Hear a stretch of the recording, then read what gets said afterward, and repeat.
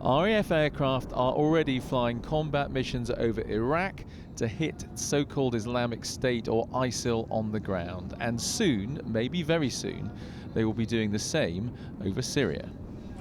This morning, David Cameron's cabinet unanimously backed him to go and win the support of MPs for the extension of military action. This has been a very deliberate and proper process. A cabinet meeting, legal advice, a proper motion in front of the House of Commons, 10.5 hours debate tomorrow in the House of Commons. And obviously we should think of our brave armed forces and their families for the risks that they take on our behalf. And that is obviously praised very heavily on my mind. The motion MPs will vote on tomorrow is designed to reassure as many of them as possible.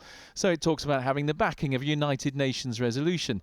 It stresses military action will be just one component of a broader strategy to bring peace, and that there'll be no UK troops in ground combat operations.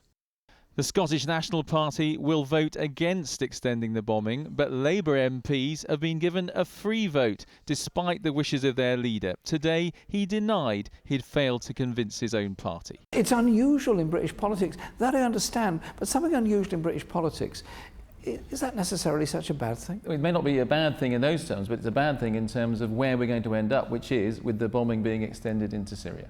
If the bombing is extended into Syria, the responsibility lies with the Prime Minister for leading us there, and lies with those MPs that vote to support that particular point of view. 8 more planes, Tornadoes and Typhoons are due to go to Cyprus to double the deployment already there. But even some from the Prime Minister's own party think those aircraft will make no difference to the military campaign. We should act in a way which can defeat ISIS. This will not defeat ISIS.